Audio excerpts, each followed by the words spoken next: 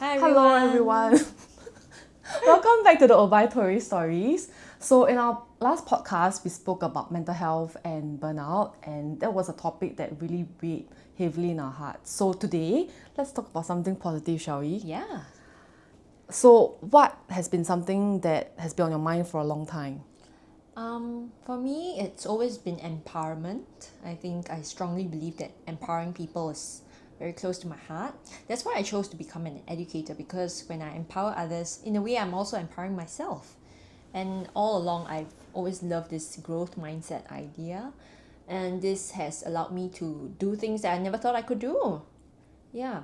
So I feel that when I empower people, I grow a lot, I develop myself a lot.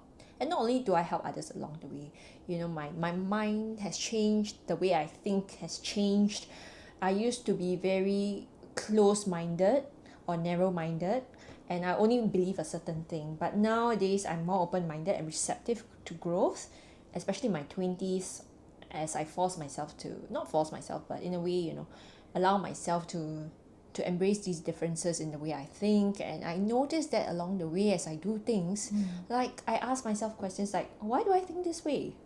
Shouldn't I be this way? Because if I want to grow, then I should allow this to happen, allow that kind of things to happen, and even allow my friends to criticize or give me feedback. And that has empowered me, because when I receive feedback, when I embrace these thoughts, I would go, yeah, actually my friend's feedback makes sense, and I don't have to be hostile towards them because they are helping me change and grow and see things from another view. In the past, can I tell you something? I used to delete friends. Like delete from your life or what? Yeah, Like, delete them on Facebook. And I tell you, the number of friends I've deleted is so many, and sometimes I feel regretful because I realized that actually this friend didn't mean to hurt me, because this friend had a valid point, which I did not consider from her perspective or his perspective.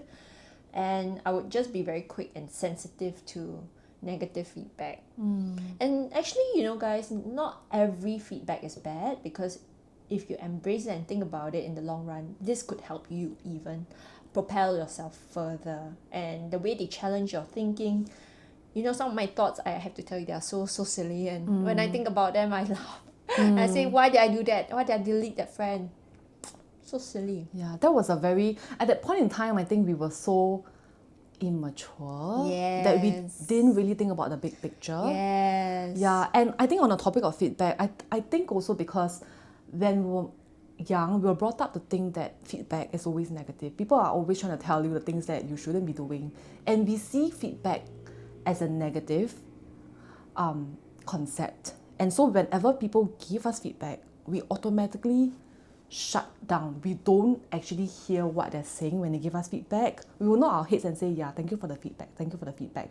But I feel like we are not really internalizing what exactly the person is trying to tell us when they give us those feedback. It's very robotic. Yeah. You just have to just acknowledge and accept the polite way, the Yeah. politically correct way of Correct. accepting So feedback. I usually tell my students that feedback is a gift. The person cares for you. That's why he or she is taking the time to write that feedback or to tell you, to sit you down and tell you what he or she thinks that you can be doing better from now. So I see feedback as a gift, and I hope that more of us will see feedback as a gift and not shy away from it, not shy away from asking for feedback actually, and to know that when someone's giving us feedback, that person cares lah. It's And really worth $100. And actually, if you go to restaurants and all these service centers, right, they actually ask for feedback. Please send us your feedback and we'll give you a free cookie or something like that, right? And that's because the restaurant wants to improve itself. And I think every company that wants to grow and improve and become better always ask for feedback. So if I want to grow the same way, I also have to be receptive to the feedback that's been given. Like it or not, just change because you want to be better. Okay, so speaking about feedback, what is a feedback you will give me? Knowing that we have only known each other for we have known each other since 2020, but it was only recently that we really worked together. Yeah. Yeah, so what is something that you like to let me know? Okay. Good feedback. Okay, the positive reinforcement I would like to share with you is that I think you're very meticulous, which is very good. You're very detail oriented, and you're conscientious of time, and that's something that I know I'm not very conscientious of sometimes. So I put a lot of alarms on my phone. Anyone feeling that way as well? Well, it's okay. There's one time when, I needed 3 alarms because I was so forgetful. I just said I have to put 3 alarms, otherwise I'll miss, getting to work on time. Yeah, so you are very punctual, and I know you love and respect punctuality, which I really applaud you for. But that's your positive reinforcement. Well, maybe one side I think you could work on would be just learning to let things go. Because I think taking in too much information and being too stressed about everything can also lead to burnout and fatigue very quickly, which is not good for you, right? Yeah, which is a very, very helpful reminder, because just before this podcast, Joyce was telling me to chill and to like relax.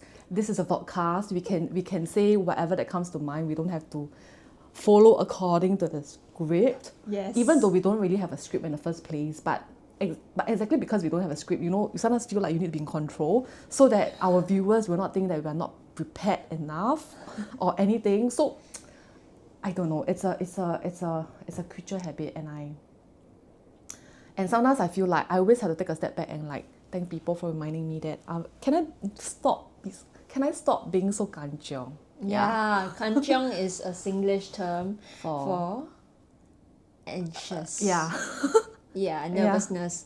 So when you're a kanchiong spider, they always say kanchiong spiders really are very 紧张, and they are always fidgeting and agitating about every single thing. And sometimes I feel this is a very typical Singaporean thing.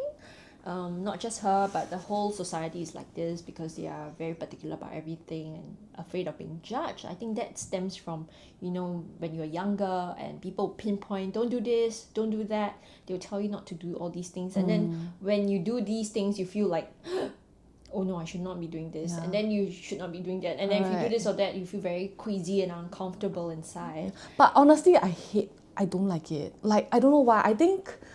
So, okay, I've been conditioned to behave a certain way. Yeah. And then by the time I realized that I shouldn't be doing it, I've done it.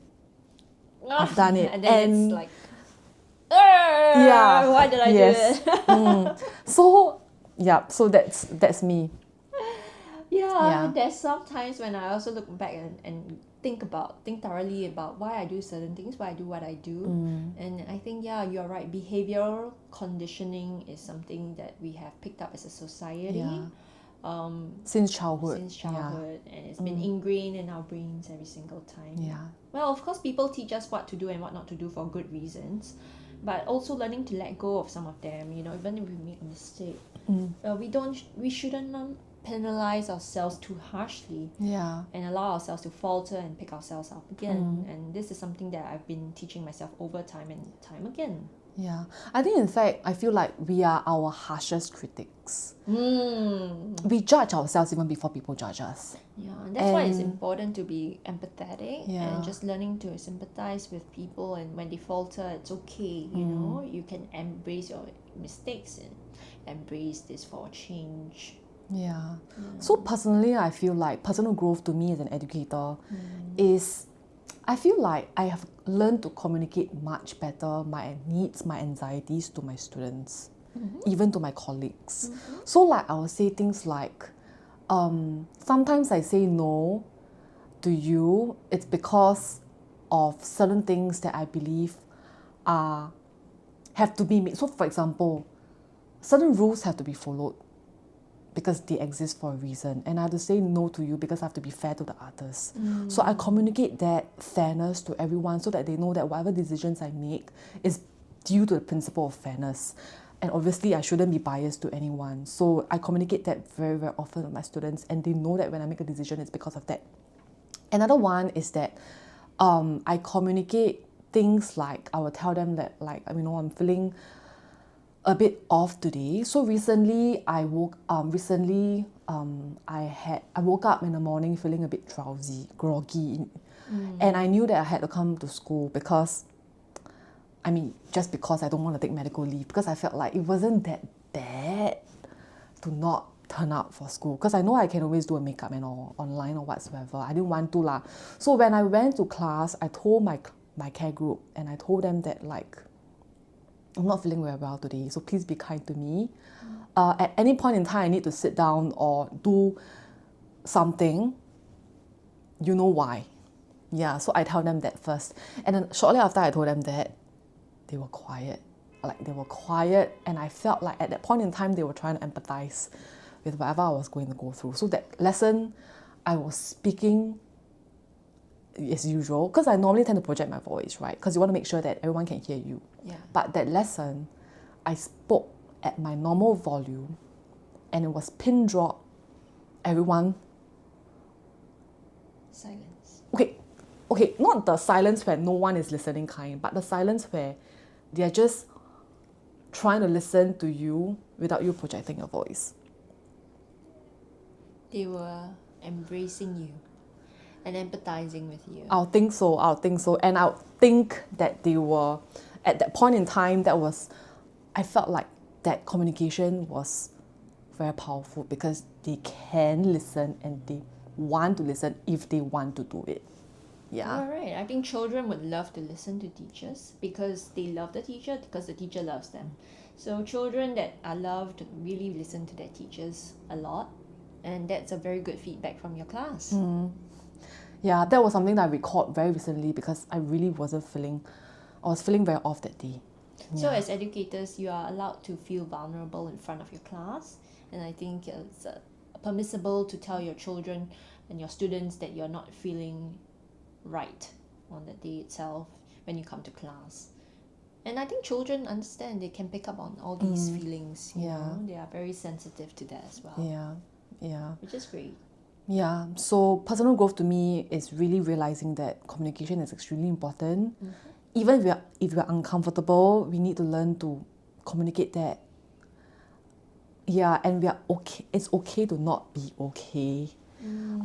Because chances are there are also a lot of us who are facing a lot of struggles at home, maybe, that we don't really want to tell people about because we're afraid that people would think a certain way, right? But I realized that at least you communicate and tell them that you're not feeling good today. And I think I admire that about you because you actually bother to explain and you are not afraid to tell them that you're feeling under the weather in some way. Yeah, and that communication kind of like connected me closer to them.